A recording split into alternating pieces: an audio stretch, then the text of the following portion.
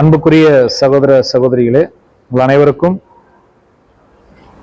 நம்முடைய ஆண்டவராகிய இயேசு கிறிஸ்துவின் நாமத்தினாலே அன்பின் வாழ்த்துக்கள். விசேஷமாக தேவனுடைய பெரிதான கிருபையினால எல்லோரையும் மீண்டுமாக சந்திக்கிறத மிகுந்த சந்தோஷம். நம்ம கடந்த வாரம் என்ன பாடம் பார்த்தோம்? 3 harvest, 3 அறுவடைகள் என்ற தலைப்புல பாடம் பார்த்தோம் இல்லையா? சரி, இப்போ 3 அறுவடைகள் என்றால் என்ன அப்படின்றத நம்ம பார்க்கும்போது,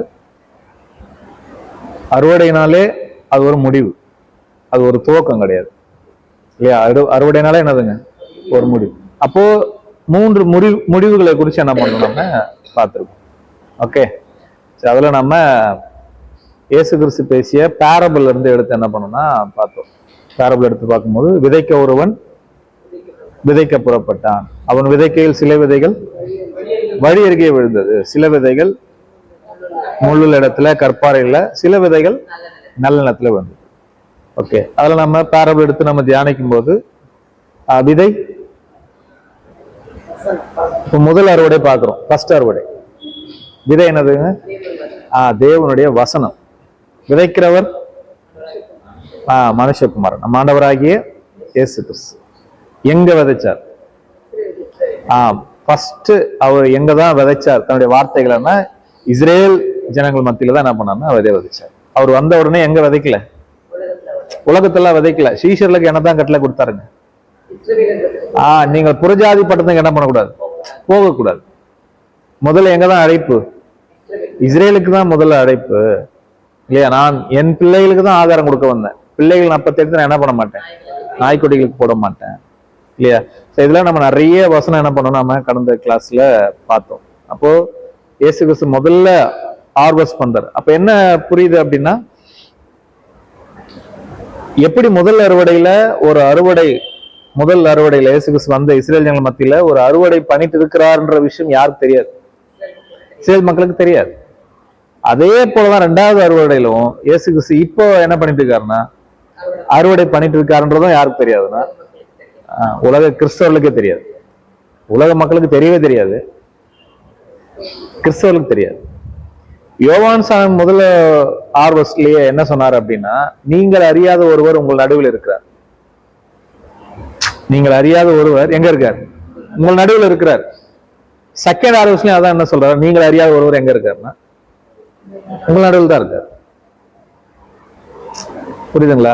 அவர் முதல் அறுவடையில் என்ன சொன்னாரு யோவான் சாணகன்? தூற்றுக்குடை அவர் கையில் இருக்குது. அவர் தான் என்ன பண்ண போறார்? அவர் தான் விதைப்பார், அவர் தான் அறுப்பார். முதல் அறுவடையில அவர் தான் விதைப்பார், அவர் தான் என்ன பண்ணுவார்? அறுப்பார் இல்லையா? அப்ப கோதுமைகளை எங்க சேர்த்துறாரு? களஞ்சியத்துல சேர்த்துறார். பதரையோ அவியாத அக்னி என்ன பண்றாரு சொல்றேன். இந்த அவியாத அக்னின்றது ஒரு பெரிய நரகன்ற ஜட்ஜ்மெண்ட் ஆனா கிடையாது. இஸ்ரேல் ஜனங்களுக்கு அந்த டைம்ல வரப்போற ஒரு டெம்பரவரி ஜட்ஜ்மெண்ட். என்ன ஜட்ஜ்மெண்ட்? கிபி 70ல அவங்க தேசமா என்ன பண்ணிட்டாங்கன்னா சுட்டரிக்கப்பட்டாச்சு. டைட்டஸ் என்ற ஒரு ரோம பேரரசன் என்ன பண்ணிட்டாருன்னா, அவர்கள் தேசத்தை அழிச்சிட்டு தேவாலயத்தெல்லாம் தீக்கரையாக்கி கொளுத்தி என்ன பண்ணியாச்சுன்னா, இதுக்கு முன்னடையாளமா தான் இயேசு கிறிஸ்து ஒரு அத்தி மரத்தை பார்த்து சபிச்சாரு. அத்தி மரம் பட்டு போயிடும். அத்தி மரத்தை பார்த்து என்ன பண்ணாருங்க? பைபிள்ல அத்தி மரம் யாரை குறிக்குதுன்னா இஸ்ரேல் தேசத்தை குறிக்கும். அதெல்லாம் மைண்ட்ல வச்சுக்கோங்க. அத்தி மரம் யாரை குறிக்கும்? இஸ்ரேல்.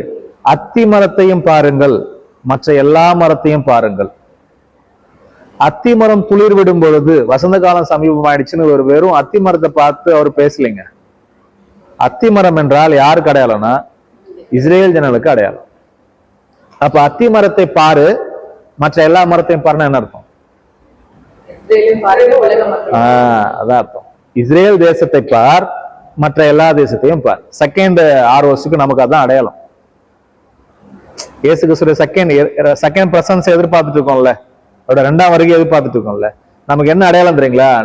அத்தி மரத்தையும் பாருங்கள், மற்ற எல்லா மரத்தையும் பாருங்க.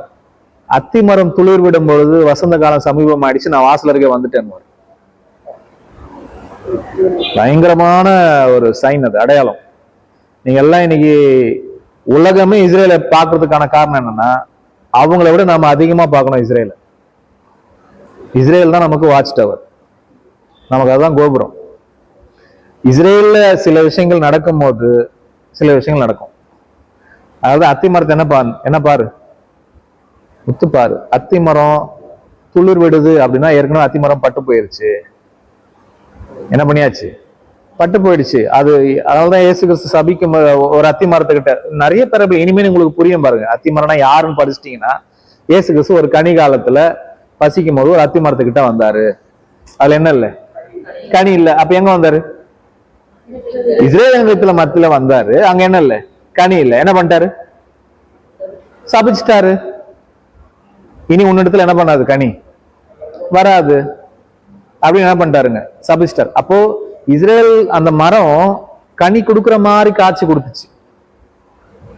ஆனா என்ன இல்ல? அதுல கனி இல்ல. என்ன கனி? நியாய பிரமாணத்துல அவங்க நடந்தா கனி வந்திருக்கும்.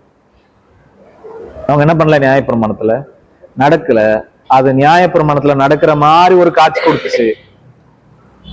அதானே நம்ம போன கிளாஸ்ல படிச்சோம். பதர் எப்படி இருக்கும்? கோதுமை மாதிரியே இருக்கும். அதனாலதான் நம்ம 1 தீமோத்தேயு 1:7 படிக்கும் போது, அவர்கள் போதிக்கிறது என்னன்னு தெரியாது, சாதிக்கிறது என்னன்னு தெரியாது, ஆனால் நியாய பிரமாண போதர்களா இருக்க என்ன பண்றாங்க? விரும்புகிறார்கள். எனக்கு போதகர்னு ஒரு பேர் என்ன பண்ணணும்? வரணும். நான் என்ன படிக்கணும்னு தெரியாது, என்ன பேசணும்னு தெரியாது. பட் என்னை எல்லாரும் என்ன எப்படி கூப்பிடணும்னா, நான் போதகர்னு கூப்பிடணும் இல்லையா? இப்படிதான் இஸ்ரேல் ஜனங்கள் ஃபர்ஸ்ட் 6 வருஷத்துல காட்சி கொடுத்தாங்க. எப்படி காட்சி கொடுத்தாங்க? கனி கொடுக்குற மாதிரி. அதுல நிறைய இலை இருக்கும், நிறைய வளர்ந்து போயிருக்கும், பிரான்ச்சா இருக்கும். பாக்குறவங்களுக்கு என்ன இருக்கும்னா, நிறைய ஏதோ இருக்கும் போல அந்த மரத்துல அப்படின்ற என்ன இருக்கும்? ஒரு ஃபீல் இருக்கும். ஆனா போய் பார்த்தா ஒண்ணும் இருக்காது, கனி இருக்காது. இதுதான் முதல் அறுவடையில இஸ்ரேல் ஜனங்களை இயேசு கிறிஸ்து வந்திருக்கும் போது அவர்கள் இயேசு கிறிஸ்து அங்க எதிர்பார்த்த கனி அங்க என்ன பண்ணல? இருக்காது, இல்ல. இதேதான் கடைசி காலத்துல நமக்கு சொல்றாரு. மனுஷகுமாரன் வரும்பொழுது உங்ககிட்ட விசுவாசத்தை காண்பாரோ. எப்படி முதல் ஹார்வெஸ்ட்ல இஸ்ரேலுக்கு விசுவாசம் இருக்காதோ, செகண்ட் ஹார்வெஸ்ட்லயும் உலக கிறிஸ்தவர்கிட்ட என்ன இருக்காதுன்னா விசுவாசம் இருக்காது. இங்கேயும் வந்து கனிகளை தேடுவாரு. அது நியாய பிரமாணத்தின் கனி, இது அன்பின் பிரமாணத்தின் கனி. நியாய பிரமாணத்தை கொடுத்தார் இல்லையா பழைய ஏற்பாட்டுல இஸ்ரேல் ஜனங்களுக்கு? கனி எதிர்பார்த்துட்டு வராருல, அங்க என்ன இல்ல? கனி இல்ல. இயேசு கிறிஸ்து வந்து நம்ம கிட்ட என்ன கொடுத்திருக்காருன்னா அன்பின் பிரமாணம் ஒரு பிரமாணம் கொடுத்திருக்காரு. இன்னைக்கு அவர் செகண்ட் ஹார்வெஸ்ட்ல என்ன கனியை தேடுவார்னா அந்த கனியை தான் தேடுவார். செகண்ட் ஹார்வெஸ்ட் அந்த கனிக்கு பேர் தான் ஆவியின் கனிகள்னு ஒரு கனிகள் இருக்கு. கரெக்டா? இந்த கனிகளை தேடும் போது எல்லாரும் எப்படிதான் காட்சி கொடுப்பாங்கன்னா, கனி கொடுக்குற மாதிரி தான் ஒரு பிம்பத்தை உண்டு பண்ணுவாங்களே தவிர உண்மையாவே போய் பாத்தீங்கன்னா அங்க கனி இருக்காது. ஓகே, எல்லாரும் என்ன புரிஞ்சுக்குவாங்க அப்படின்னா, வாங்க என்ன புரிஞ்சுக்குவாங்க அப்படின்னா, ஆவின் கனிகளை நாங்க பர்ஃபெக்டா என்ன பண்ணிட்டு வரோம்? கடைபிடிக்கிறோம் அப்படின்னு ஒரு பேசலாம். பட் ஃபர்ஸ்ட் ஆவின் கனிகள்னா என்னன்னு தெரியணும் நமக்கு. ஆவின் கனிகள்லாம் என்னன்னு தெரியணும். தெரிஞ்சாதான் அதுல என்ன கொடுக்க முடியும்னா கனி கொடுக்க முடியும். ஓகே, ஆவின் கனிகள்ல சமாதானம் நீங்க ஒண்ணு எடுத்துக்கிட்டா, அன்பு, சந்தோஷம், சமாதானம் அப்படின்னு எடுத்துக்கிட்டீங்கன்னா, நீங்க இந்த சமாதானத்தை உலக சமாதானத்தோட என்ன பண்ண முடியாது? எடுக்கவே முடியாது. இயேசுக்கு சொல்ற உலகம் தராத சமாதானத்தை நான் என்ன பண்றேன்? உங்களுக்கு தரேன். உங்களுக்கு சமாதானம் என்னன்னு தெரிஞ்சாதான் அது இருக்கா இல்லையா என்ன பண்ண முடியும். அந்த கனி இருக்கான்னு நமக்கு தெரியும்ல இல்லையா? ஆவின் கனியும் அன்புன்னு எடுத்துக்கிட்டீங்கன்னா, நீங்க உலகத்துல இருக்கிற அன்பையும் நம்ம அன்பையும் என்ன பண்ணிருக்கீங்க? கம்பேர். ஓ, இதுதான் அன்பு போல. நான் எடுத்துட்டு ஒருத்தருக்கு 100 ரூபாய் கொடுத்துட்டா அது என்னதுங்க? அன்பு ஆயிடுது இல்லையா? நான் ஒருத்தரை கொண்டு போய் ஹாஸ்பிட்டல சேர்த்துட்டு என்ன ஆயிடுது? அதெல்லாம் அன்பு இல்லைன்னு நான் சொல்ல வரல. அன்பின் உச்சம் அது கிடையாது. தேவன் அன்பாகவே இருக்கிறார் அப்படின்ற ஒரு பாயிண்ட் இருக்கு இல்லையா? இந்த அன்புக்கும் அந்த அன்புக்கும் என்ன இருக்குன்னா வித்தியாசம் இருக்கு. இதெல்லாம் அழகான எபிரேய வார்த்தைகள்லாம். ஒரு அகாப்பேன்னு ஒரு அன்பு இருக்கு, பிலியோன்னு ஒரு அன்பு இருக்கு இல்லையா? இயேசு கிறிஸ்து பேதுருகிட்ட கேட்ட ஒரு அன்பு இருக்கு, பேதுரு சொன்ன ஒரு அன்பு இருக்கு. எல்லாம் பின்னாடி படிக்க போறோம் நம்ம இதெல்லாம் என்னன்ற. அப்போ 3 அறுவடைகள்ன்ற பாடத்துல நம்ம கடந்த கிளாஸ்ல முதல் அறுவடைய என்ன பார்த்தோம்னா முதல் அறுவடை எங்க நடக்குது அப்படின்னா இஸ்ரேல்ல நடக்குது. எங்க நடக்குது? ஒரு காலம் ஹார்வெஸ்ட் உலகத்தில் நடக்கல. எப்போ? First harvest. இயேசு கிறிஸ்து வந்து எங்க தான் பேசினார் அப்படின்னா இஸ்ரேல்ல மட்டும்தான் பேசினாரு. சீஷர்களையும் எங்க தான் பேச சொன்னாரு? இஸ்ரேல்ல மட்டும்தான் பேச சொன்னார். ஓகே, நீங்க வீட்டுக்கு போய் படிச்சு பாருங்க. இயேசு கிறிஸ்து அவங்ககிட்ட சொல்லுவாரு, பணப்பை எடுத்துக்கோ, பாதரட்சி போட்டுக்கோ சொல்லுவார்ல. முன்னாடி உங்களை நான் அனுப்புனேன், உங்களுக்கு ஏதாவது குறை இருந்துச்சான்னு முன்னாடி அதெல்லாம் எடுத்துக்காதன்னு எதுவும் எடுத்துக்காதனாரு. செகண்ட் டைம் எடுத்துக்கோன்னு ஏன் சொல்லுங்க?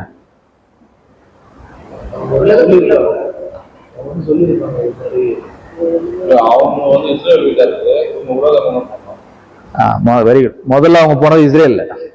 உனக்கு அதெல்லாம் தேவைப்படாது. நீ இப்ப எங்க போற? செகண்ட் உலக தேவைப்படுற. வஸ்திரம் இல்லாதவன் தன் பட்டயத்தை வித்தாவது வஸ்திரத்தை வாங்கிக்கணும். ஒரு இஸ்ரேலுக்கு நீ உள்ள போனேன்னா உனக்கு இஸ்ரேல் பாத்துக்குவான். இதே ஒரு கம்ஃபர்ட் நீ எங்க பார்க்க கூடாதுன்னா உலகத்துல நீ பார்க்க முடியாது. உனக்கு தேவையானது நீ என்ன பண்ணிக்கணும்? எடுத்துக்கணும். அப்போஸ் நான் எப்போ அப்படிதானே பண்ணாரு. அவருக்கு தேவையானது அவர் என்ன பண்ணிக்கிட்டாரு? சம்பாதிச்சுக்கிட்டாரு. சம்பாதிச்சு தேவனுடைய ஊழியத்தை என்ன பண்ணாருங்க? செஞ்சாரு இல்லையா? அப்ப ஃபர்ஸ்ட் டைம் அவங்க போகும்போது இஸ்ரேலுக்குள்ளவே போறாங்க. போயிட்டு அவங்க வந்துடலாம் ரிட்டர்னு. நான் செகண்ட் உலகத்துல போறவங்க, உலகத்துல இயேசு கிறிஸ்து அனுப்பும் போது அவங்க ரிட்டர்ன் வர முடியாது. எங்க அகைன் இஸ்ரேலுக்கு ரிட்டர்ன் என்ன பண்ண முடியாதுங்க? வர முடியாது. அவங்க அப்படியே என்ன பண்ண வேண்டியதுதான்? விதையாய் விதைக்கப்பட வேண்டியதான் எங்க அனுப்புறாரோ. கரெக்டா? சரி, அப்ப ஃபர்ஸ்ட் ஹார்வெஸ்ட் எங்க நடக்குதுன்னா இஸ்ரேல் நடக்குது. இதுல என்னென்னலாம் பார்த்துட்டோம்னா, நிலம் இஸ்ரேல் ஜனங்கள், இஸ்ரேல் தேசம். அந்த தேசத்துல எத்தனை விதமான ஜனங்கள் இருந்தாங்க? 4 விதமான ஜனங்கள். ஓகே, அதுல நல்ல நிலத்துல விழுந்தவங்க தான் யாருங்க?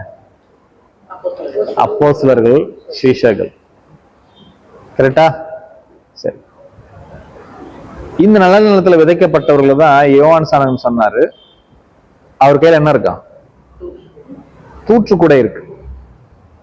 அவர் தம்முடைய களஞ்சியத்தை நன்றாக விசாரித்து கோதுமை எங்க சேர்ப்பார்?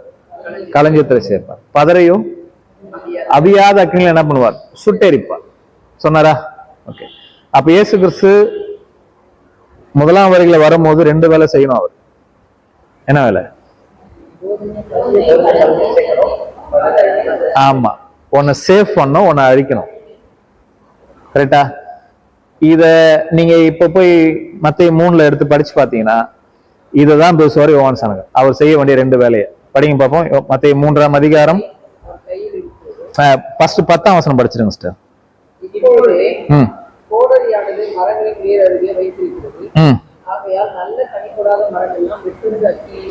இங்க அக்னி சொல்றாரா? நல்ல கனி கொடாத மரம் எல்லாம் என்ன பண்ணிடும்? வெட்டுண்டு அக்னியில போட்டுவார். நல்ல கனி கொடுத்தேனா சேஃப், நீ உன்னை வெட்ட மாட்டார் இல்லையா? அப்ப கனி கொடுக்கிற மரம், அப்புறம் கனி கொடாத மரம், கோதுமை, பதர். கரெக்டா? இப்ப இதையே இப்ப நீங்க படிங்க, 11ஆம் வசனம் படிங்க.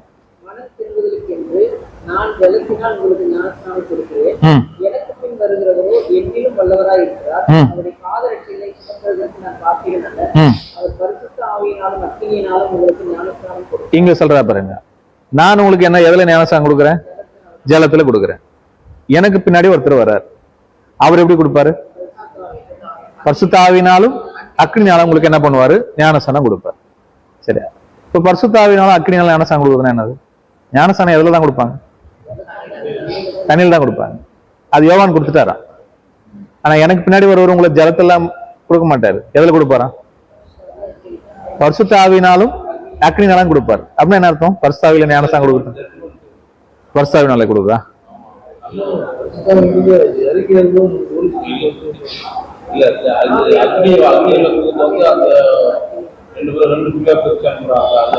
அதுதான் சீக்வன்ஸ். நீங்க படிச்சுட்டே வாங்க. எப்படி இருக்குது? நல்ல மரம், கெட்ட மரம். கரெக்டா? கோதுமை, பதர். ஓகே, நல்ல மரத்துக்கு பரிசுத்த ஆவி, அக்கினி. அதனால நீங்க அக்னி ஞானசம் கொடுப்பாருன்னா ஏதோ ஒரு பெருசா அக்னி மாதிரி ஒரு இது ஹோலி ஸ்பிரிட் நம்ம இறங்கி அப்படியே அக்னி மயமான நாவுகள் வந்துறப்போ புரிஞ்சுக்க போறீங்க. அது கிடையாது அது. ஓகே, ஞானஸ்தானம்ன்ற வார்த்தைக்கு என்ன அர்த்தம்? முழுகுதல். அதானே ஞானஸ்தானம்ன்ற ஒரு வார்த்தைக்கு என்ன அர்த்தம்? முழுகுதல். முழுகுனாதான் ஞானஸ்தானம், தெளிச்சா கிடையாது. தெளிக்கிறதுக்கு பேர் ஞானஸ்தானம் கிடையாது. ஞானஸ்தானம்ன்ற வார்த்தைக்கு என்ன அர்த்தம் தான்? முழுகுதல். அப்ப யோவான் என்ன சொல்றாரு? நான் உங்களை ஜலத்தில் முக்கினேன். அது பைபிள் இல்லைங்க சிஸ்டர். தெளிப்பு ஞானசான்ற வேர்டு இருக்கு இல்லையா, இது ரெண்டுமே கான்ட்ரவர்சியா இருக்கு. தெளிக்கிறது என்னவா ஆகாது? முழுகுதல் ஆகாது.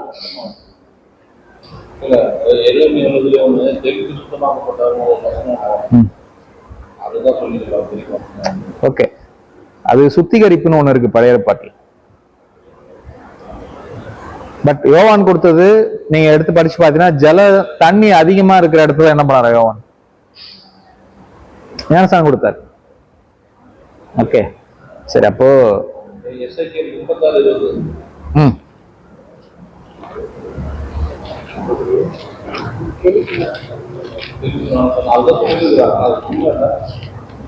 படிங்க பாப்போம்.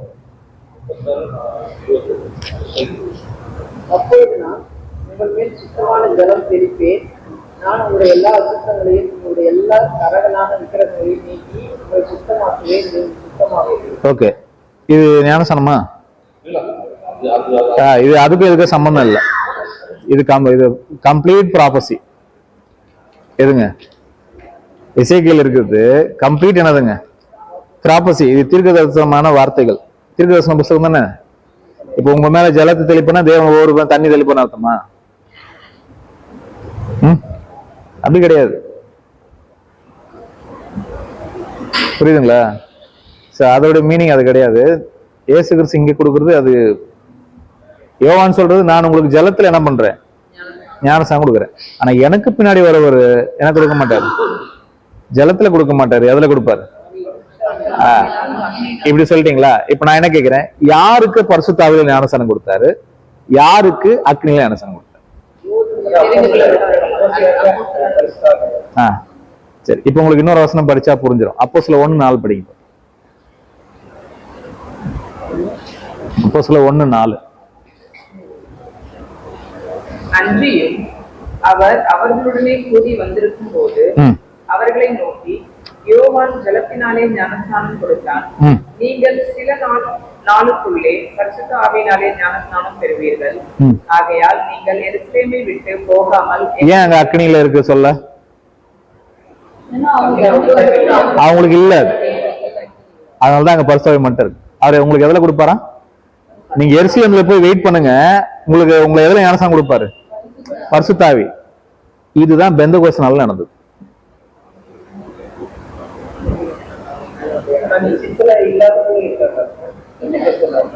இல்ல, பெந்தகோஸ்து நாள்ல பரிசுத்த ஆவி யார் மேல பொழியப்பட்டது? எல்லார் மேலயும் இல்ல, அப்போஸ்தலர் மேல பொழியப்பட்டது இல்லையா? அவங்கள ஆவியில முக்கிய எடுத்தாரா இல்லையா? அன்னைக்கு முழுவதுமாக நினைஞ்சாருங்களா இல்லையா அவங்க பரிசுத்த ஆவினால? அதனாலதான் அது அப்போஸ்தலர் 1:4 நீ இப்ப என்ன வெயிட் பண்ணு? எருசலேம்ல இப்ப என்ன பண்ணு? வெயிட் பண்ணு. எதுக்கு? அவங்களுக்கு அக்னியில கிடையாது. சரி, அக்னியில யாருக்கு ஞானஸ்தானம்? ஆமா, அதுதான் கிபி 70 நிஜமாவே அக்னியில என்ன பண்ண ஞானஸ்தானம் கொடுத்தாரு. கம்ப்ளீட் டிஸ்ட்ராய் பண்ணிட்டார். இத ப்ராபசியா யோவான் சாணகம் சொல்றாரு. அவர் வந்துட்டார் அப்படின்னா உங்களுக்கு இந்த 2 விஷயம் தான் பண்ணுவார். அவர் வந்துட்டாருன்னா உங்களை என்னதான் பண்ணுவாரு? 2 விஷயம் தான் பண்ணுவாரு. நல்ல மணிகளை என்ன பண்ணுவாரு? களஞ்சியத்துல சேர்ப்பார். அதுதான் நல்ல மரம். அதுதான் பரிசுத்த ஆவியினால என்ன பண்றது? ஞானஸ்நானம் கொடுக்கிறது. நீ நியாயப்பிரமாணத்தில் நடக்கல அப்படின்னா, ஆமா, ஃபர்ஸ்ட் ஹார்வெஸ்ட்ல இந்த அக்கினி எப்படி பர்மனன்ட் டிஸ்ட்ராய் கிடையாதோ, செகண்ட் ஹார்வெஸ்ட்லயும் அக்னின்றது என்ன கிடையாதுன்னா பர்மனன்ட் கிடையாது. அது அந்த டைம்ல அவங்களுக்கு வரப்போற ஒரு டெம்பரவரி ஜட்ஜ்மெண்ட். காரணம் என்னன்னா, அவங்க அந்த அடைப்பை என்ன பண்ணிட்டாங்க? நிராகரிச்சிட்டாங்க. புரியுதுங்களா? புரியுதா இல்லையா? ஓகே. ஸோ இதுதான் ஃபர்ஸ்ட் ஹார்வெஸ்ட். செகண்ட் ஹார்வெஸ்ட் நீங்க வந்தீங்க அப்படின்னா என்ன சொல்லிட்டாருங்க? இப்போ நிலம் உலகம் அதானே? மறந்துட்டீங்களா? மறந்துட்டீங்களா? ஆமாவா? மத்தேயு 13ஆம் அதிகாரம் படிங்க.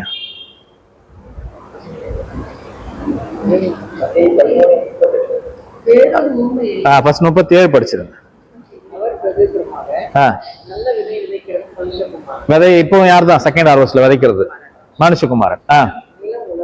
இப்போ நிலம் இஸ்ரேல் கிடையாது, நிலம் இது உலகம். Second harvest. நல்ல விதை ஃபர்ஸ்ட் ஹார்வெஸ்ட்ல என்ன இருக்கு? விதை வசனம். ஆனா செகண்ட் ஹார்வெஸ்ட்ல என்னது? ராஜ்யத்தின் புத்திரர். யார் அது? ராஜ்யத்தின் புத்திரர். அவருடைய அப்போஸ்தலர் சீஷர். அவங்கள என்ன ஆயிட்டாங்க? விதையா மாறிட்டாங்க. அதுக்கு உதாரணம் பார்த்தா தோமா இங்க வந்து என்ன ஆயிட்டார்? விதையா மாறிட்டார். கரெக்டா? இப்போ சவுல்னு ஒருத்தர் இருந்தார். நான் சொல்றது புதிய ஏற்பாட்டு சவுல் சொன்னார். அவர் இருந்தாரா? இந்த சவுல் தான் ஸ்தேவான கல்லெறிஞ்சு அவருடைய வஸ்திரத்தை யாருடைய பாதத்துல கொண்டு வந்து வச்சாங்க தெரியல? சவுளுடைய பாதத்துல கொண்டு வந்து வச்சாங்க. கரெக்டா? அப்ப ஸ்தேவானுடைய மரணத்தை யார் பார்த்துட்டு இருக்கா? சவுல் பார்த்துட்டு இருக்காரு. ஓகே. சவுல் ஸ்தேவான் கல்லெறிஞ்சு என்ன பண்ணியாச்சு? ஸ்தேவான கொன்னாச்சு. விதை விதைக்கப்பட்டாச்சா? கோதுமை மணி நிலத்து விழுந்து என்ன பண்ணியாச்சு? இப்ப என்ன பண்ணணும்? வளரணும்ல. அது அப்படி வளர்ந்ததுதான் பவுல்.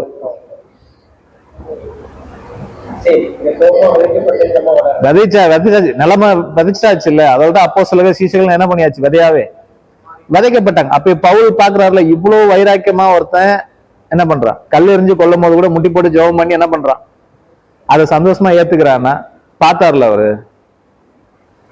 அது விதை, அது நிலத்துல விழுந்துருச்சு. ஆனா வளருது என்னவா வளருதுன்னா பவுலா வளருது இல்லையே. இப்ப பவுல் விதையா விதைக்கப்பட்டாருன்னா பவுலால ஸ்தாபிக்கப்பட்ட சபை எல்லாமே யாரால வந்ததுதான்? அவரால வந்ததுதான் இல்லையா? அப்ப யாரோ விதைத்த விதை தான் இன்னைக்கு நாமெல்லாம் கூட என்னவா நிக்கிறோம்? மரமா நிக்கிறோம் இல்லையா? ஆமா. நாமளும் விதையா என்ன பண்ணப்படணும்னா விதைக்குதான் படணும். ஓகே. நீ நன்மையை விதைத்தால் நன்மை அறுப்பாய், தீமையை விதைத்தால் தீமையை அறுப்பாய். மனிதன் எதை விதைக்கிறானோ அதை அறுப்பான். ஆனா ஒண்ணு புரிஞ்சுக்கோங்க, நீங்கள் ஒரு விதையை கொண்டு நீ விதைக்கும் பொழுது, ஒரு விதைய விதைச்சிட்டீங்க அப்படின்னா அறுக்கும் போது ஒரு விதையை மட்டும் அறுக்க மாட்டீங்க. எப்படி அறுப்பீங்க? நிறைய அறுப்பீங்க. தீமையும் ஒண்ணு விதைக்கும் போது கூட எப்படி அறுக்க மாட்டீங்கன்னா அறுக்க மாட்டீங்க, நிறைய தான் இருப்பீங்க. சேம் தானே ரெண்டுமே இல்லையா? நன்மை வந்தாலும் உங்களுக்கு நிறைய தான் வரும், தீமை வந்தாலும் நீங்க விதைத்த விதைக்கு நீங்க தான் பொறுப்பு. நீங்க விதைச்ச விதைக்கு யார் தான் பொறுப்பு? நீங்க தான் பொறுப்பு. இப்ப நான் வந்து சாலமோன் புதரை பத்தி அந்த புதர்கிட்ட நல்லா என்ன பண்ணிட்டேன்? சொல்லிட்டேன். நிறைய இல்லாத பள்ளத்தை சொல்லிட்டேன். ஓகே. அது வரைக்கும் அவங்க ரெண்டு பேரும் ஒன்னா இருந்தவர். அவருக்குள்ள ஏதோ உள்ள என்ன ஆயிடுச்சு, ஒரு ஏதோ ஒன்று வந்துருச்சு சாலமோன் புதர் மேல. ஒரு அதாவது வெளி காட்டிக்கல, பட் அவர் உள்ளத்துல என்ன பண்ணுது இருக்கு. அந்த விதையை விதைச்சது யாரு? நான். இப்ப நான் என்ன பண்ணிட்டேன்னா நான் திருந்திட்டேன். நான் என்ன பண்ணிட்டேன்? திருந்திட்டேன். அவரை பத்தி ஒரு வேற இடத்துல நான் சொல்றதில்லை, இனிமே சொல்லவே கூடாது நம்ம யாருக்கு அப்படின்னு சொல்லிட்டேன். சரி, நான் திருந்திட்டேன். அந்த விதையை யார் எடுக்கிறது? நான் ஒரு விதையை விட்டு விதைச்சிருக்கலாம், அந்த விதை யார் எடுக்கிறது? விதைய விதைச்சிருவோம் நிறைய போகும்போதே, எடுக்க முடியாது. அதுக்குள்ள அது வளர்ந்து மரமாயிடும். அது எத்தனை இடத்துல விதைய போட்டுச்சோ. கரெக்டா? விதைக்கும் போது ஜாக்கிரதையா விதைக்கும்.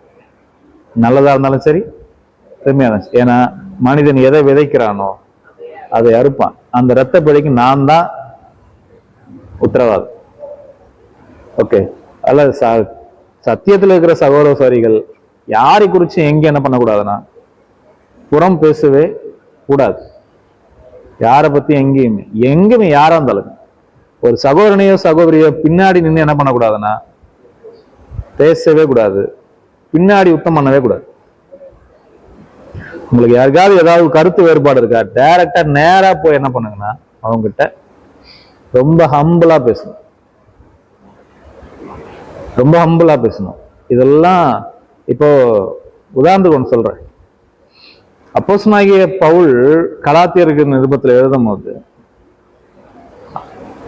ஒரு பெரிய எல்டர் அப்போஸ்தலனாகிய பேதுரு அவரை பத்தி ஒரு பாயிண்ட் சொல்லுவார். என்ன சொல்லுவார்னா, நான் வரும்போது பேதுரு நான் வரத்துக்கு முன்னாடி புறஜாதிகளோட உட்காந்து சாப்பிட்டுருந்தார். புறஜாதிகளோட உட்காந்து என்ன பண்ணிட்டு இருந்தாரு, சாப்பிட்டு இருந்தார். யூதர்களுக்கு சில பேர் வரும்போது அங்க வந்து இறந்துருவார், புறஜாதிகள்கிட்ட இறந்துருவார். இப்படி பேதுரு மாயமாலம் பண்ணாரு. அந்த மாயமானத்துல பர்னபாவும் எழுப்புண்டான். நான் எழுந்து நின்று பேதுருவை முகமுகமா எதிர்த்தேன். என்னன்னு, நீ மாயமாலம் பண்ண, நீ ஆக்டிங் பண்ற, நடிக்கிறேன்னு என்ன பண்ற, நான் முகமுகமா எதிர்த்தேன்னு சொன்னேன். சரி சொன்னாரா? அப்போ இவங்க பேதுரு பவுல் இவங்க ரெண்டு பேர்ல யார் ரொம்ப வைராக்கியமான ஆளு? வைராக்கியமான ஆளுன்னு கேக்குது. பவுல் என்ன ஆயிட்டா வைராக்கியமான இல்லையா? சரி, உங்களுக்கு நான் சொல்றேன், புரிஞ்சுக்க வேண்டியது. பவுல மாதிரி நிறைய பேர் வைராக்கியம் காட்டலாம், பேதுரு மாதிரி அந்த இடத்துல அமைதியா இருக்க முடியாது. நான் சொல்ற பாயிண்ட் புரியுதா? ஒரு எல்டர், அவர் தான் ஃபர்ஸ்ட் அப்போஸ்தலர். முதல் அப்போஸ்தலர் யாரு? பேதுரு. கரெக்டா? ஒரு சபைக்கு முன்னாடி பின்னாடி வந்து ஒரு சின்ன பையன் அதானே பவுல். ஒரு சபைக்கு முன்னாடி ஒரு எல்டரை பார்த்து முகமுகமா எதிர்க்க ஒரு விஷயம் வரும்போது சரி ஹம்பிள், ஆமா நான் பண்ணது என்னதான் தவறுதான் அப்படின்னு உட்கார்ற அந்த ஒரு பக்கம் இருக்கு. இது வராது. எது வந்துடும் சீக்கிரம்? நீங்க பவுல் மாதிரி வைராக்கியம் காட்டலாம் ஒரு ஸ்டேஜ்ல இல்லையா? நான் தப்பு தானே நான் கேட்கறதுல என்ன தப்பு இருக்கு அப்படின்னு என்ன பண்றோம், ஈஸியா கேட்போம். இன்னொருத்தர் நம்ம தவற சுட்டி காட்டும் போது பேதுரு மாதிரிலாம் உட்கார முடியாது, அது வராது. அங்க உட்கார்றாரு பாருங்க பேதுரு அமைதியா, அதுதான் பெரிய வைராக்கியம். முதலாவது கேள்வி கேட்க கற்றுக்கொள்றதுக்கு முன்னாடி கேள்வியை நம்மள கேட்கும் போது அம்பலா இருக்க கத்துக்கணும். ஃபர்ஸ்ட் அதான் லேர்னிங், கற்றுக்கொள்வது. பின்னாடி என்ன பண்ணலாம், பவுல் மாதிரி வைராக்கியம் காட்டலாம். முதல்ல கத்துக்கணும். முதல்ல அந்த சூழ்நிலை எனக்கு வந்தா நான் என்ன பண்ணுவேன், நான் ஒருத்தரை கேட்கும் போது ஒரு ரியாக்ட் பண்றோம்ல வைராக்கியத்தை, இதே ஒரு விஷயத்த என்ன யாராவது கேட்டாங்கன்னா, இந்த மாதிரி எல்லாரும் முன்னாடி என்ன ஒருத்தர் கேட்டாங்கன்னா நான் என்ன ரியாக்ட் பண்ணுவேன் இல்லையா? இதுதான் கத்துக்கணும் நம்ம ஃபர்ஸ்ட். ஏன் நான் இதை பேசுறேன் அப்படின்னா, செகண்ட் ஹார்வெஸ்ட்ல பயிர் முதிர்ச்சி அடைஞ்சாதான் அறுவடைக்கு போகும். பயிர் என்ன பண்ணணும், முதிர்ச்சி அடைந்தாதான் எதுக்கு போகும், அறுவடைக்கு போகும் இல்லையா? கரெக்டா? பயிர் முதிராம என்ன வராது, அறுவடை நடக்காது இல்லையா? அப்போ செகண்ட் ஹார்வெஸ்ட் நம்ம பண்ணும் போது என்ன வரணும் நமக்கு, இல்ல அறுவடைக்கு தயாராகணும்ல. நம்ம எப்படி தயாராகுவோம்? ஒரு வசனம் படிக்கலாம் பாருங்க. எபேசியர் 4:11 படிங்க பாப்போம் ஃபர்ஸ்ட். மேலும் நாம் அனைவரும் தேவனுடைய காரணத்துக்கும் சுபாவத்திலும் அறிவிலும் ஒருமைப்பட்டவர்களாகி கிறிஸ்துவினுடைய நிறைவான வளர்ச்சியின் அளவுக்கு தக்க பூரண புருஷராகும் வரைக்கும் பரிசுத்தவான்கள் சீர்கொண்டு பெற்று சுவிசேஷ ஊழியத்தை எப்படி எந்த அளவுக்கு தக்க சகோதரி படிச்சீங்க இப்போ? கிறிஸ்துவனுடைய நிறைவான வளர்ச்சிக்கு அளவுக்கு தக்க பூரண புருஷனாகும். நமக்கு ஸ்கேல் எது? நமக்கு ஸ்கேல் இயேசு கிறிஸ்து. அந்த ஸ்கேலை வச்சுதான் நாம என்ன பண்ணிக்கணும், நாம நம்மளை மெஷர் பண்ணிக்கணுமே தவிர நாம மற்றவங்களுக்கு ஸ்கேலா இருக்கக்கூடாது. நான் என்னுடைய பரிசுத்தத்தை கொண்டு உங்க சகோதரி கிட்ட என்ன பண்ணக்கூடாது, போய் அளந்துட்டு இருக்க கூடாது. பாரு நான் என்னவா இருக்கேன், இப்படி இருக்கேன், நீ எப்படி இருக்க, இப்படி இருக்க, அப்படி இல்லை. நான் ஒரு விஷயத்துல பலவானா இருப்பேன், சகோதரி ஒரு விஷயத்துல பலவானா இருப்பாங்க. அவங்க பலவானா இருக்கிற விஷயத்துல நான் பலவீனா இருப்பேன், நான் பலவீனா இருக்கிற விஷயத்துல அவர் பலவானா இருப்பார். ஏன் ஒருத்தர் பலவானாவும் ஒருத்தர் பலவீனமாவும் இங்க தேவன் வச்சிருக்காரு? என் பலவீனத்தை நீங்க தாங்க தான் உங்களுக்கு ஒரு விஷயத்துல பலவானா இருக்காரு. என் பலவீனத்தை மற்றவங்கள்ட்ட சொல்றதுக்காக நீங்க பலவான் கிடையாது. நீங்க ஒரு விஷயத்துல பலவீனமா இருக்கிறீங்க அப்படின்னா அதுல நான் பலவானா இருந்தா உங்களை என்ன பண்ணணும்? நான் அதுல இருந்து உங்களை வெளியே கொண்டு வரணும்ல, தூக்கணும்ல. ஐயோ நீ விழுந்துட்டேன்னு எனக்கு சிரிச்சா அப்புறம் நான் ஏன் எதுக்கு பலவான்? நான் எனக்கே பலவானா? இல்லையா? ஒருவருடைய பாரத்தை ஒருவர் என்ன பண்ணுங்க, சுமங்க. காரணம் அதுதான் இல்லையா? சகோதரி ஒரு பாயிண்ட்ல ஸ்ட்ராங்கா இருக்காங்கன்னா சகோதரி ஒரு பாயிண்ட்ல வீக்கா இருப்பாங்க. இன்னொரு விஷயத்துல சகோதரி பெர்ஃபெக்டா இருப்பாங்க, அதுல சகோதரி என்னவா இருப்பாங்க, கொஞ்சம் வீக்கா இருக்கலாம். ஏன் உங்களை ஒரு விஷயத்துல வீக்காவும் ஒரு விஷயத்துல ஸ்ட்ராங்காவும் தேவன் வச்சிருக்காரு கூட கூட பக்கத்துல? ஆமா, ஒருவருடைய பாரத்தை என்ன பண்றது, ஒருவர் சுமந்து இருக்கு இல்லையா? ஒருத்தருடைய பாரம், ஒருத்தருடைய குறைவை வெளியே சுட்டி காட்டுறதுக்காக நீங்க பலவான் கிடையாது. புரிஞ்சா? அப்ப நமக்கு ஸ்கேல் எது? இயேசு கிறிஸ்து நமக்கு ஸ்கேல். அவரோடு கடன் அவருடைய வளர்ச்சிக்கு தக்கதாக நம்மளை அளந்தா நம்மளுடைய நிலைமை என்னன்னு நமக்கு தெரியும். கரெக்டா? இப்போ என் பக்கத்துல ஒரு இப்படி நான் ஒருத்தர் நடந்து போறாரு, அவரு 4 கொலை பண்ணவர், ஜெயிலுக்கு போயிட்டு வந்திருக்காரு. அவர் பார்க்கும்போது நான் எப்படி இருக்கேன், எனக்கு என்ன தோணும்? அவரு எல்லாம் ஒரு மனுஷனா அப்படின்னு தோணும். கரெக்டா? இந்த சைடு இயேசு கிறிஸ்து போறாரு, எப்படி இருக்கும்?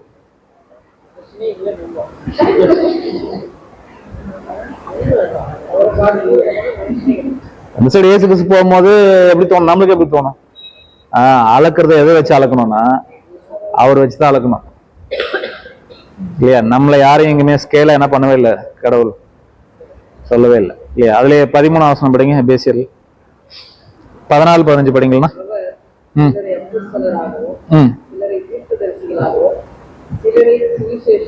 எபேசியர் 4:14.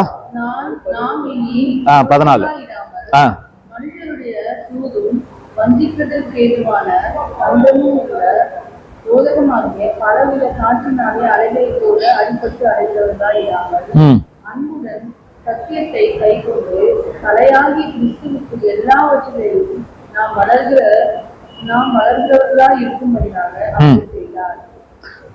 தலையாகி கிறிஸ்துவுக்குள் எல்லாவற்றிலும் எப்படி இருக்கணுமா? நாம வளர்கிறவர்களா இருக்கும்படிக்கு என்ன பண்ணாருங்க? அப்படி செய்தார். கரெக்டா? அப்ப நமக்குள்ள என்ன இருக்கணுங்க? ஒரு வளர்ச்சி இருக்கணும். எதுல? நீங்க குழந்தையா இருந்தீங்க அப்படின்னா நாளுக்கு நாள் சத்தியத்துல என்ன பண்ணணும்? ஆகாரம் உள்ள போயிட்டே இருக்கணும். கரெக்டா? இப்படி நமக்கு போக போகத்தான் இந்த பயிர் என்னவாகும்? முதிர்ச்சி ஆகும். ஓகே, இப்ப நமக்கு நாம் தானே பயிர். இப்ப செகண்ட் ஹார்வெஸ்ட், அறுவடையில இப்ப நம்ம அறுப்பு என்னன்னு படிச்சோம்? அறுப்பு உலகத்தின் முடிவு. மத்தையில படிச்சீங்களா? 13 படிங்க பாப்போம். 13:39 படிங்க.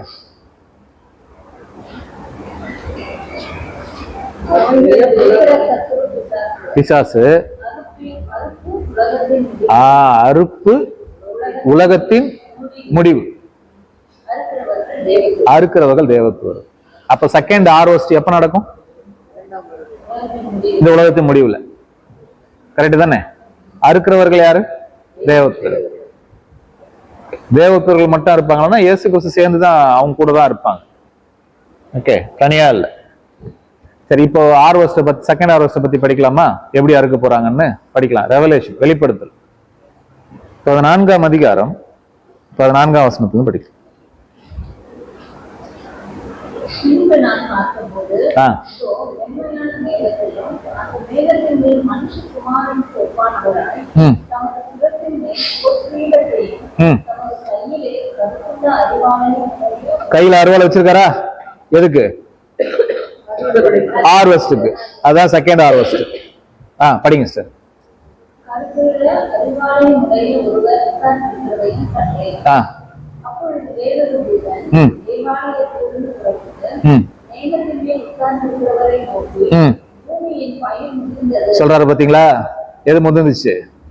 பூமியின் பயிர் முதிர்ந்தது. அறுக்கிறதுக்கு காலம் வந்தது. அறுக்கிறதுக்கு என்ன வந்துருச்சுங்க? காலம் வந்தது. ஆகையால் உம்முடைய அறிவாளை நீட்டி அறுத்துவிடும். என்ன பண்றீங்க? அறுத்துருங்க. என்று மிகுந்த சத்தம் என்று சொன்னார். அப்பொழுது மேகத்தின் மேல் உட்கார்ந்தவர் தமது அறிவாளை பூமியின் மேல் நீக்கினார். பூமியின் விளைவு அறுப்புண்டது. பூமியின் விளைவு என்ன ஆயிடுச்சு? அறுப்புண்டது.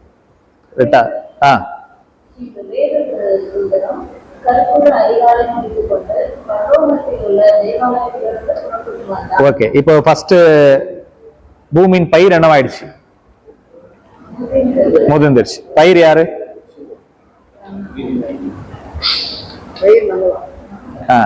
முதிர்ந்த பயிர் நம்ம. ஓகே, ஃபர்ஸ்ட் ஹார்வெஸ்ட்ல பயிர் கோதுமை. ஃபர்ஸ்ட் ஹார்வெஸ்ட்ல கோதுமை களஞ்சியத்துல சேர்த்தது. அப்போ சில சீஷர்கள் அவர் தானே அறுத்தாரு, இயேசுக்கு அறுத்து களஞ்சியத்தை சேர்த்தார்ல. செகண்ட் ஹார்வெஸ்டும் அவர் மேல இருந்து என்ன பண்றாருங்க? ஒரு தூதன் சொல்றாரு, நம்முடைய அருவாளை நீட்டி என்ன பண்ணுங்க? அறுத்துருங்க. பூமியின் பயிர் என்னவாயிடுச்சு? முதிர்ந்துடுச்சு. அப்ப என்ன பண்ணிட்டாரு? அருவாள் நீட்டி அறுத்துட்டார். நம்ம தானே அந்த கோதுமை. எப்போ அறுவடைக்குள்ள போவோம்? முதிர்ந்தாதான் போவோம், முதிர்ச்சி அடைஞ்சாதான் போவோம். கரெக்டா? முதிர்ச்சி அடைந்தாதான் போவோம், இல்லைன்னா அது என்ன ஆகாது? போகாது. எதுல முதிர்ச்சி அடையணும்? நாளுக்கு நாள் நம்முடைய குணங்கள்ல என்ன பண்ணணும்னா மாறிக்கிட்டே இருக்கணும். நான் எவ்வளவு படிக்கிறேன், எவ்வளவு பைபிள் படிக்கிறேன், ஆனா என் குணம் மாறல அப்படின்னா அதுல நிலத்துல ஏதோ ஃபால்ட் இருக்கு. நிலத்துல என்ன இருக்கு? ஏதோ தவறு. ஏன்னா விதை விதந்தா என்ன, விதைச்சா என்ன பண்ணும்? விதை வளரும். ஓகே, நம்ம இங்க உட்காந்துக்கிறோம், நம்மள யாராவது நம்முடைய சுயத்தை டச் பண்ணிட்டா என்ன ஆகும் தெரியுமா?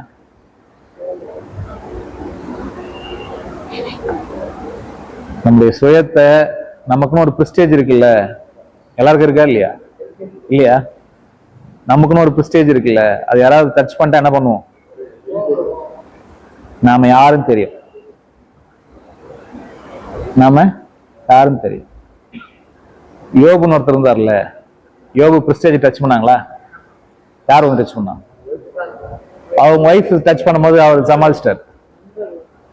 அவங்க சகோதரர் ஃப்ரெண்ட்ஸ் வந்தாங்களா, 4 பேர், தேமா, எலிபாஸ், இந்த மாதிரிலாம் வந்தாங்க, எலிகு, அவங்களாம் வந்தாங்க. அவங்க வந்து டச் பண்ணாங்க. என்ன தெரியுமா டச் பண்ணாங்க? நீ நல்லவனா இருந்தா உனக்கே அந்த நிலைமை வரப்போகுது. நீ ஒரு ஏழை கூட கவனிச்சிருக்க மாட்ட, தண்ணி கொடுத்துருக்க மாட்ட, சாப்பாடு கொடுத்துருக்க மாட்ட, நீ எதை விதைச்சியோ அதை தானே அறுத்திருப்ப அப்படின்னு டச் பண்ணும் போது யோபு என்ன பேசினா தெரியுமா? அதுக்கப்புறம் இப்ப படிச்சு பாருங்க, யோபு என்னென்னலாம் பேசியிருக்காரு. தேவனை பார்த்து சொல்லுவார், நான் மீறுதல் இல்லாத சுத்தன்வார். நான் மீறுதல் இல்லாத சுத்தன், நீர் என்மேல் குற்றம் கண்டுபிடிக்க பார்க்கிறீர், என்னை உமக்கு சத்ருவாக எண்ணுகிறீர். தேவனை பார்த்து பேசுவார் யோபு.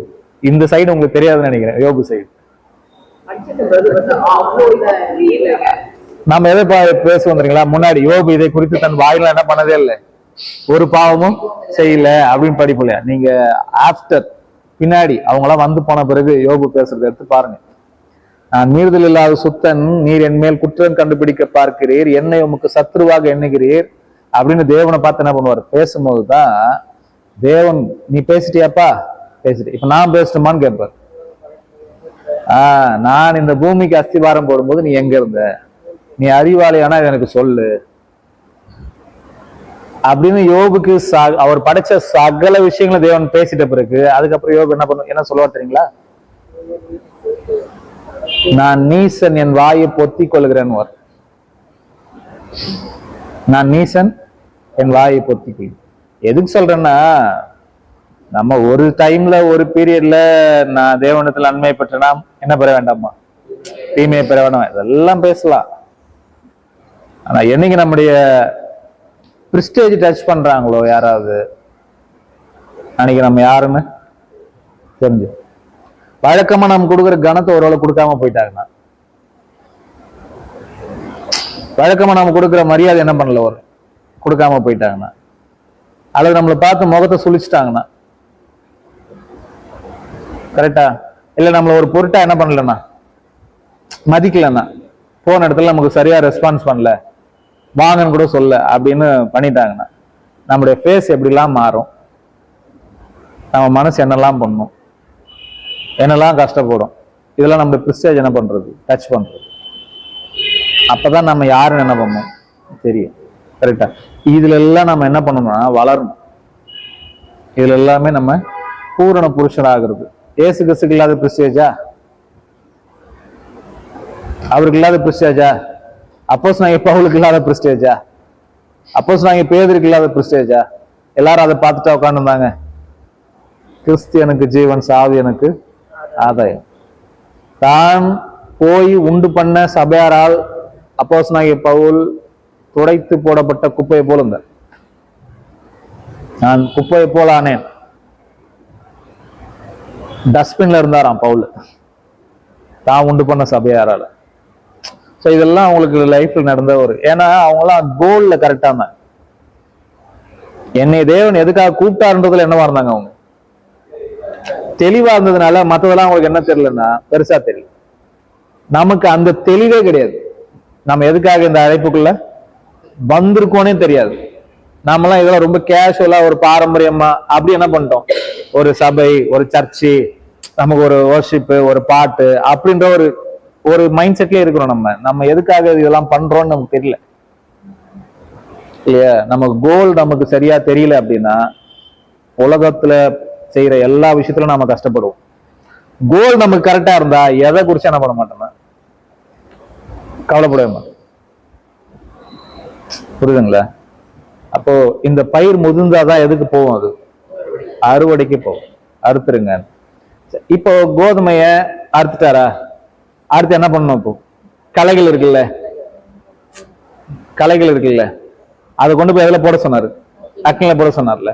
இப்ப அந்த களைகள் அவர் என்னன்னு சொல்றாரு பாருங்க, படிங்க அடுத்தது. 14-17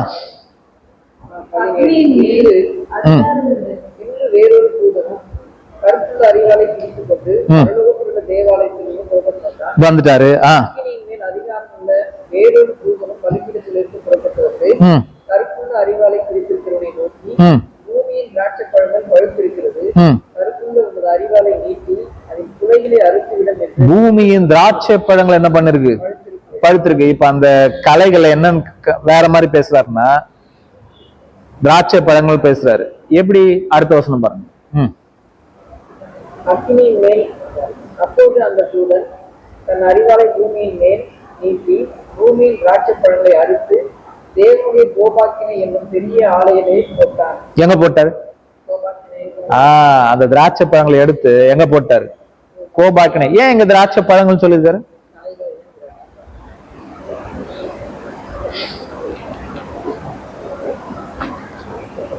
ஏன் சொல்லிருக்காரு?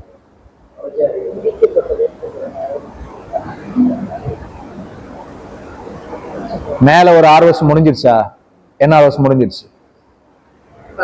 பயிர் ஃபர்ஸ்ட் செகண்ட் ஹார்வெஸ்ட்ல ஒரு முடிஞ்சிருச்சா? எது முடிஞ்சிருச்சு? பயிர் முடிச்சிட்டாரு, அடுத்து முடிச்சிட்டாரு. பூமியின் பயிர் என்னவாயிடுச்சு, முடிஞ்சிருச்சு. இப்ப அடுத்து என்ன பண்றாரு? கலைகளை பத்தி இங்க என்னன்னு பேசுறாருன்னா பூமியின் திராட்சை பழங்கள்னு பேசுறாரு. ஓகே, அது என்ன பண்றாரு? அந்த திராட்சை பழங்களை குலைகளை அறுத்து எங்க போட்டாரு? தேவனுடைய கோபாக்கினை என்னும் ஆலை. அதுக்கு பேரு தேவனுடைய கோபாக்கினை அப்படின்னு ஒரு ஆலையில என்ன பண்ணிட்டாருன்னா போட்டார். ஓகே, ஏன் இங்க திராட்சை பழங்கள்னு சொல்லிருக்கு?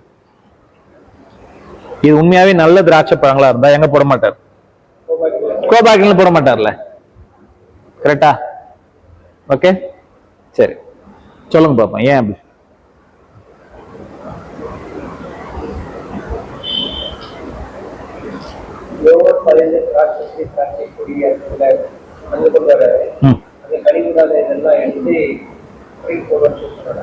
இல்ல, நீங்க வந்தீங்க கரெக்டா. சரி, இப்போ நான் ஏற்கனவே உங்களுக்கு சொல்லுங்க, நானே மெய்யான திராட்சை செடி. ஏன் நானே மெய்யான திராட்சை செடின்னு சொல்றாரு?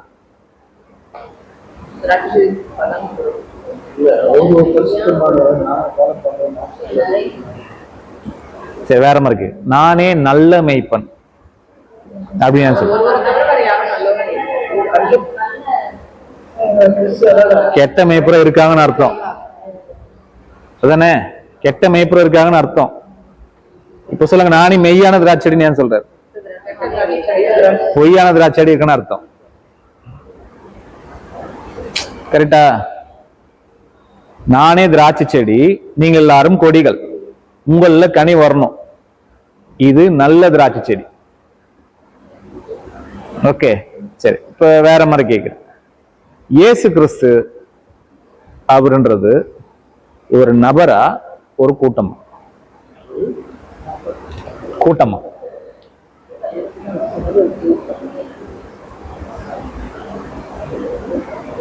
அடுத்த வாரம் கிளாஸ் அதுதான். உங்களுக்கு ஒரு கேள்வி போய் சபை. கிறிஸ்து தலையா இருக்கிறார், நாமெல்லாம் எப்படி இருக்கோம்? இது சேர்ந்ததுதான் கிறிஸ்து. அவர் தலை, நாம் என்னவா இருக்கும்? சரீரம். இது இதுதான ஒரு ஸ்ட்ரக்சரு, அமைப்பு. கிறிஸ்து யார் கிடையாதுங்க, தனி ஒரு பர்சன் கிடையாது. அதுக்கு எதனா வசனம் இருக்கா? இப்ப நீங்க சொன்னதெல்லாம் வசனம் தான். அந்த பிரகாரமாவே கிறிஸ்து இருக்கிறார் அப்படிலாம் வசனம் இருக்கு. எங்க இருக்கு அந்த வசனம்? படிங்க பாப்போம்.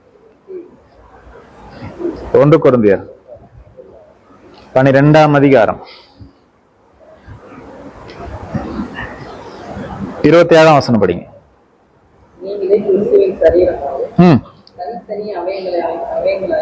நீங்க தான் யாருடைய சரீரம்? கிறிஸ்துவனுடைய சரீரம். அப்புறம் தனித்தனி அவயங்கள் இல்லையா? இத நமக்கு ரொம்ப தெளிவா 12ஆம் வசனம் படிங்களேன் யாராவது. எப்படி எனில் சரீரம் என்னதுங்க? ஒன்று. அதற்கு அவயங்கள் அநேகம்.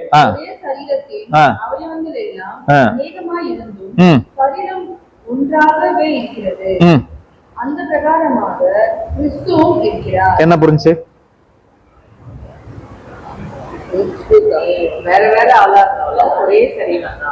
இல்ல, அந்த வசனம் என்ன சொல்லுது தெளிவா? இன்னொரு எப்படி எனில் சரீரம் ஒன்று. சரீரம் எத்தனைதான்? ஒன்று. அதற்கு அவயங்கள் அநேகம். ஒரே சரீரத்தின் அவயங்கள் எல்லாம் அநேகமா இருந்தாலும் சரீரம் ஒண்ணுதான். அப்படிதான் யாரு இருக்கா? கிறிஸ்து இருக்கிறார். என்ன சொல்லுது இந்த வசனம்?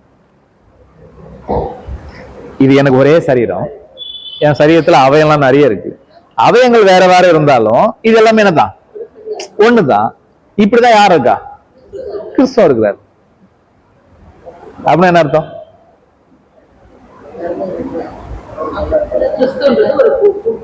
கிறிஸ்துன்ற ஒரு தனி நபர் கிடையாது. அதனாலதான் அவர் தலை, அதனாலதான் அவர் சபைக்கு மூளைகள், நாம எல்லாம் கற்கள் அப்படிலாம் படிக்கிறோம்ல. கரெக்டா? இல்ல இன்னொரு வருஷம் படிச்சலாம். கொலோசியர் 1:18 படிங்க. 1:18.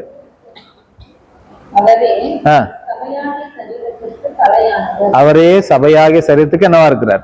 தலையானவர். அவர் தான் முதல்வர். எல்லாவற்றிலும் அவர் தான். எபேசியர் இன்னொரு வருஷம் எபேசியர் 4:25 படிங்க.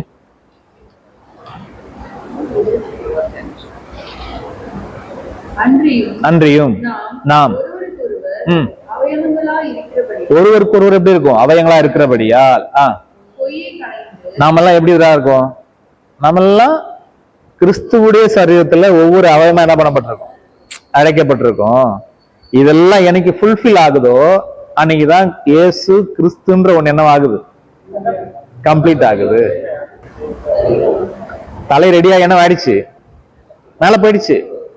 இப்ப எது ரெடி ஆகுறதுக்கு வெயிட்டிங்? சரீரம் ரெடி ஆகுறதுக்கு வெயிட்டிங். பூரண அவ்வளவுதான் கான்செப்ட். இன்னும் சரீரம் என்ன ஆகல, தலை ரெடி ஆகி போயிடுச்சு. அதாவது நான் ஜெயம் கொண்டு இப்ப உட்காந்துட்டேன். ஜெயங்கொள்ளுகிறவன் எவனோ அவனை எங்க வந்துருவான்? சிங்காசனத்துக்கு வந்து. எனக்கு இது ஃபுல்ஃபில் ஆயிடுதோ அவங்கதான் தேர்ட் வேர்ல்டு என்ன பண்ண போறாங்கன்னா அரசால போறாங்க. ஓகே, புரிஞ்சா? அப்போ ஏன் இப்போ திராட்சை குலைகளை கொண்டு போய் போடுறான்னு புரியுதுங்களா? இது எதுவுமே மெய்யான திராட்சையில வந்த குலைகள் கிடையாது. எதுல வந்தது? நான் ஏன் இந்த பாயிண்ட்டுக்கு வந்தேன் அப்படின்னா, கிறிஸ்து எப்படி ஒரு தனி நபர் அல்லவோ சாத்தானும் ஒரு தனி நபர் அல்ல. சாத்தானும் யாரு கிடையாது, ஒரு தனி நபர் கிடையாது. அவனும் அவனுடைய இடத்துக்கு அவன் தலையா இருக்கிறான். கரெக்ட் தானே? அவன் தலையா இருக்கிறான். அவனுக்கும் நிறைய சரீராவங்களா என்ன இருக்கு, நிறைய இருக்குல்ல. கரெக்டா? அப்ப அவன் செடி, மத்தல என்னவா இருக்கு, கொடிகள். அதுதான் நம்ம செகண்ட் ஹார்வெஸ்ட்லயே சாத்தான் விதைக்கிறவன், சாத்தான் கலைகள் யாரு? கொல்லாங்கனின் புத்திரர். எப்படி இவர்கள் ராஜ்யத்தின் புத்திரரோ அதே மாதிரி இருக்கிறவங்க யாருங்க, கொல்லாங்கனின் புத்திரர். கரெக்டா? ராஜ்யத்தின் புத்திரருக்கு எப்படி இயேசு கிறிஸ்து தலையா இருக்கிறாரோ, கொல்லாங்கனின் புத்திரருக்கு யார் தலையா இருக்கா, சாத்தான் தலையா இருக்கா. கரெக்டா? அப்போ இந்த பொய்யான திராட்சை செடியில வந்த குலைகள் தான் எதுங்க, அதான் திராட்சை பழம். அதுதான் எங்க போடுறாருங்க, அக்கினில போடுறாரு. கோபாக்கினை என்னும் அக்கினில போட்டு செகண்ட் ஹார்வெஸ்ட் என்ன பண்ணிட்டாரு, முடிச்சிட்டாரு. ஏதாவது டவுட் இருக்கா? Third harvest it's very simple. கரெக்டா? இப்ப நம்ம உங்களுக்கு நல்லா கவனிங்க, பாடத்தோட தலைப்பண்ண 3 அறுவடைகள். ஓகே, முதல் அறுவடை எங்க ஸ்டார்ட் ஆகுது, இயேசு கிறிஸ்துடைய முதலாம் வருகையில. அதானே? இயேசு கிறிஸ்துடைய முதலாம் வருகையில அவர்தான் வந்து விதைய என்ற வசனத்தை என்ன பண்றாருங்க, விதைக்கிறார். அப்ப ஃபர்ஸ்ட் ஹார்வெஸ்ட் நீங்க எங்க இருந்து எடுக்க முடியாது, பழைய ஏற்பாடுலாம் எடுக்க முடியாது. பழைய ஏற்பாடு என்ன பண்ண முடியாது, ஏன்னா விதைக்கிறவர் மனுஷகுமாரன் என்ன பண்ணியாச்சு, வசனம் சொல்லியாச்சு. அப்ப மனுஷகுமாரன் எப்ப விதைக்க ஆரம்பிச்சாரு அப்படின்னா அவருடைய முதலாம் வருகை. அப்ப இயேசு கிறிஸ்துடைய முதலாம் அறுவடையில் இருந்து 1000 ஆண்டு அரசாட்சி முடிவு வரைக்கும், இதுல இருந்து கிறிஸ்துடைய ஃபர்ஸ்ட் கம்மிங்ல இருந்து இயேசு கிறிஸ்துடைய 1000 வருட அரசாட்சி முடிவு வரைக்கும் இருக்கிற இந்த ஒரு காலம் இருக்குல்ல, இததான் நம்ம எத்தனையா பிரிச்சிருக்கோம். இப்போ 3 அறுவடையா வேதம் பிரிக்குது. ஏதாவது டவுட் இருக்கு, புரியலையா? இயேசு கிறிஸ்துவின் முதல் வருகை, ஓகே, இதுல இருந்து இயேசு கிறிஸ்துவின் 2ஆம் வருகை, அது 2ஆம் வருகை முடிவுன்றது செகண்ட் ஹார்வெஸ்ட் முடிவு. அப்ப இயேசு கிறிஸ்துவின் முதல் அறுவடை ஸ்டார்ட் பண்ணாரு, அவரு மரித்தார்ல, அதோட முதல் அறுவடை என்ன ஆயிடுச்சு, முடிஞ்சிடுச்சு இல்ல. இப்ப செகண்ட் ஹார்வெஸ்ட் எங்க ஸ்டார்ட் பண்றாருன்னா உலகம் எங்கிலும் போய். ஓகே, இப்ப அதுக்கப்புறம் தான் காஸ்பல் ஸ்ப்ரெட் ஆகி புறஜாதிகள் கிட்ட போகுது. பவுல் என்ன சொல்ற, நாங்க இப்ப எங்க போறோம், புறஜாதி கிட்ட போவோம். புறஜாதி கிட்ட போகும்போது தான் எந்த அறுவடை ஸ்டார்ட் ஆகுது, செகண்ட் ஹார்வெஸ்ட் ஸ்டார்ட் ஆகுது.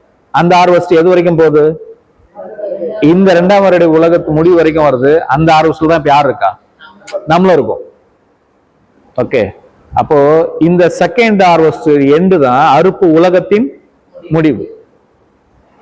அப்போ செகண்ட் ஹார்வெஸ்ட் எதோட முடியுது, 2ஆம் உலகத்தோட முடியுது. இப்ப இந்த உலகத்தோட என்ன ஆகுது, முடிவுது. அப்ப தேர்ட் ஹார்வெஸ்ட் எப்ப நடக்கும், 1000 ஆண்டு அரசாட்சி துவக்கத்தில் நடந்தா அது ஹார்வெஸ்ட் கிடையாது.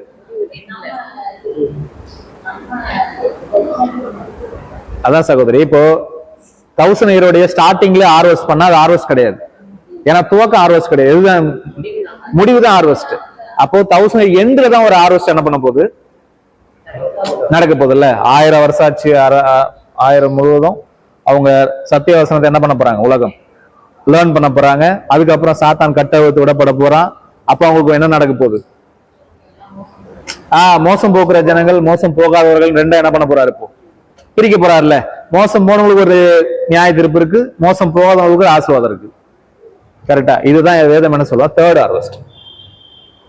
நீங்க அதுக்கப்புறம் பாருங்க, ஹார்வெஸ்டே கிடையாது. ஆஃப்டர் 1000 இயருக்கு அப்புறம் ஹார்வெஸ்டே கிடையாது. ஏன்னா சாத்தானே கிடையாது. சாத்தான் இருக்கிறதுனாலதான். டவுட் ஆகுது, 1ஆம் வருடத்துல 1000 ஆண்டு முடிஞ்ச பிறகுதான் கொஞ்ச காலம் கட்ட வைத்து விடப்படுறான்ல, அது முடிஞ்ச பிறகுதான் ஒரு ஆறு. இது ஒரு பேரபிள்ல படிக்கலாமா? இது எப்ப நடக்க போகுதுன்றது பாருங்க. மத்தேயு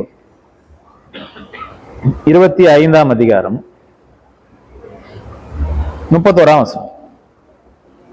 அன்றியும் மனுஷகுமாரன் தமது மகிமை பொருந்தினவராய் சகல பரிசுத்த தூதரோடும் கூட வரும்போது தமது மகிமையுள்ள சிங்காசனத்தின் மேல் வீற்றிருப்பார். அப்பொழுது சகல ஜனங்களும் அவருக்கு முன்பாக சேர்க்கப்படுவார்கள். மேய்ப்பனாவன் ஆனவன் செம்மறி ஆடுகளையும் வெள்ளாடுகளையும் வெவ்வேறாக பிரிக்கிறது போல அவர்களை அவர் பிரித்து செம்மறி ஆடுகளை தமது வலது பக்கத்திலும் வெள்ளாடுகளை தமது இடது பக்கத்திலும் நிறுத்துவார். இங்க ஒரு ஆரோஸ் பண்றாரு பாருங்க. அப்பொழுது போதும் சார். எப்படி பிரிக்கிறாரு? செம்மறி ஆடு வேலை. இதை நம்ம இந்த காலத்துக்கு ஒப்பிட்டு பேசுவோம். அது இப்ப நான் செகண்ட் ஆரோஸ் நடக்க போற கான்செப்ட் கிடையாது. இது எப்ப நடக்க போகுதுன்னா 1000 எண்டில் நடக்க போற விஷயம். எப்படி சொல்றீங்க? ஒரு கேள்வி வரும்ல, எப்படி இது 1000 எண்டுல நடக்குதுன்னு எப்படின்னு சொல்றீங்க அப்படின்னு சொல்லும் போது ஃபர்ஸ்ட் இந்த வசனம் படிச்சு இல்லையா, 31ஆம் வசனம். மனுஷகுமாரன்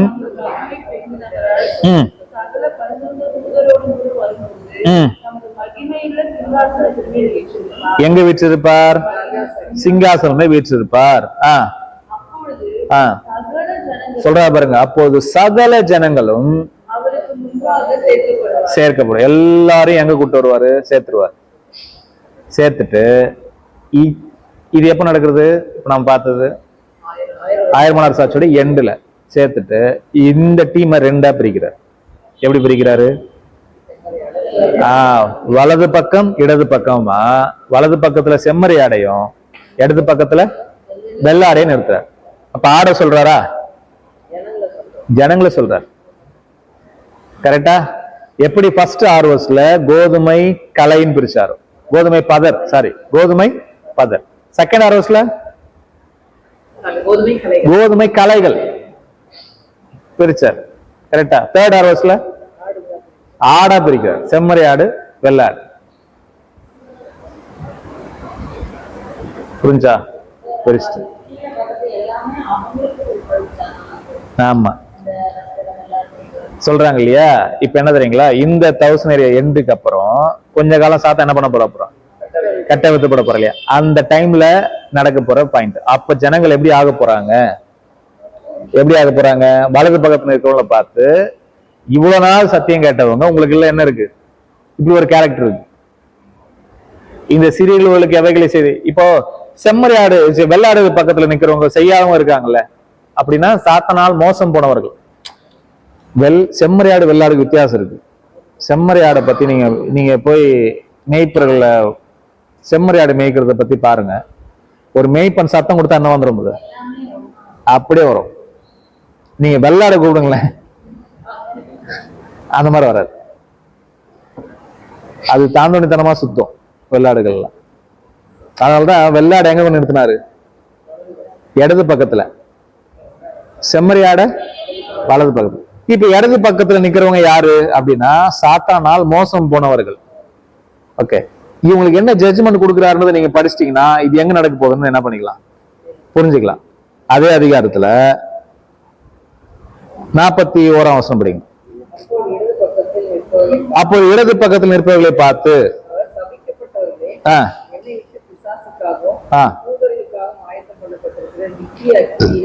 கரெக்டா எங்க அனுப்புறாரு? யாருக்காக ஆயத்தம் பண்ணப்பட்டது? பிசாசுக்காகவும் அவன் தூதனுக்காகவும் ஆயத்தம் பண்ணப்பட்ட எங்க போங்க? நித்திய அக்கினியில போங்க. எண்டு சாத்தானி அவனை சேர்ந்து கூட்டத்தை அனுப்புறாருல, அனுப்பிட்டாரு. கரெக்டா? இப்ப இங்க இருக்கிறவங்கள பார்த்து எப்படி சொல்றாரு? 46ஆம் வசனம். இல்ல, இன்னொரு வசனம் இருக்கு பாருங்க அதுலயே.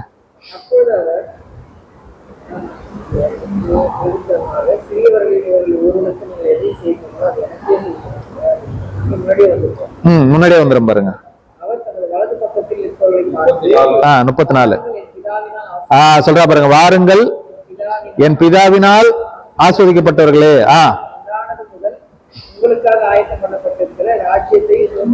இப்ப போய் என்ன பண்ணிக்கோங்க? 1000 இயருக்கு அப்புறம் எல்லாருக்கும் என்னதுன்னா போய் சுதந்திரித்து கொள்ளுங்கள். வானத்தில் நட்சத்திரங்கள் அது கிடையாது. அதனாலதான் வானத்துல பூமியில இருக்கிற எல்லாரையும் கூட்டி சேர்க்கிற தேர்ட் ஹார்வெஸ்ட் எங்க நடக்குது? 1000 மணி நேரம் சாட்சி இல்ல, முடியல. அதுல வானத்து நட்சத்திரம் போறதுக்கு வாய்ப்பே கிடையாது. செகண்ட்லயே போயிடணும்ல. நம்ம செகண்ட் ஹார்வெஸ்ட் நம்மளுடைய சாப்டர் க்ளோஸ்டு. நமக்கு என்ன ஹார்வெஸ்ட் கிடையாது? தேர்ட் ஹார்வெஸ்ட் கிடையாது. அது உலகத்துக்கு நடக்க போறது. புரிஞ்சுங்களா? தேர்ட் ஹார்வெஸ்ட் யாருக்கு நடக்க போறது? உலகத்துக்கு 1000 இயர் எண்டுல. ஓகே, அப்போ வெள்ளாடு செம்மறியாடு பிரிக்கிறாருல, எப்படி பிரிக்கிறாரு? சாத்தானால் மோசம் போனவர்கள், மோசம் போகாதவர்கள். மோசம் போனவர்களை எங்க அனுப்பிறாரு அப்படின்னா, சாத்தானுக்கும் அவனோட தூதனுக்கும் ஆயத்தம் பண்ணப்பட்டிருந்த அந்த அக்கிலே ஒன்ஸ் ஃபார் டிஸ்ட்ராய் என்ன பண்ணியாச்சு? அழிச்சாச்சு. மோசம் போகாதவர்கள் என்ன பண்ணியாச்சுன்னா, இதுக்கப்புறம் இந்த ராஜ்யம் யாருக்கு தான்? உங்களுக்கு தான். நீங்க இப்ப என்ன பண்ணிக்கலாம்? தாராளமா சுதந்திரித்துக் கொள்ளலாம். புரிஞ்சா? ஓகே. இப்ப இந்த 3 அறுவடைகள் பாடத்துல ஏதாவது டவுட் இருக்கா? ஓகே, சரி. இப்போ ஃபர்ஸ்ட் ஹார்வெஸ்ட் எங்க நடக்குது சொல்றேன், முடிச்சிடலாம். இஸ்ரேல்ல. விதை தேவனுடைய வசனம். விதைக்கிறவர் மனுஷகுமாரன். எங்க விதைத்தார்? இஸ்ரேல் சொல்லிட்டீங்க. 4 விதமான நிலத்துல. கரெக்டா? நல்ல நிலத்துல விதைக்கப்பட்டவங்க யாரு? அப்போஸ்தலர்கள். எப்படி பலன் கொடுத்தாங்க? 30, 60, 100.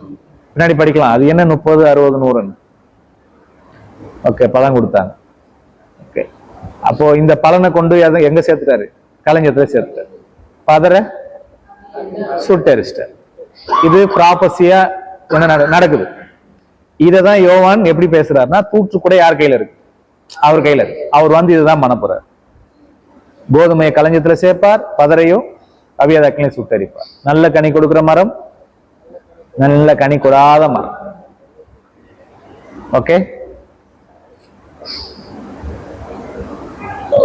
ஆவியில ஞானசானம் கொடுக்கிறது, அக்கினியில் ஞானசானம் கொடுக்கும். யாருக்கு ஆவியில் ஞானசானம் கொடுத்தாரு?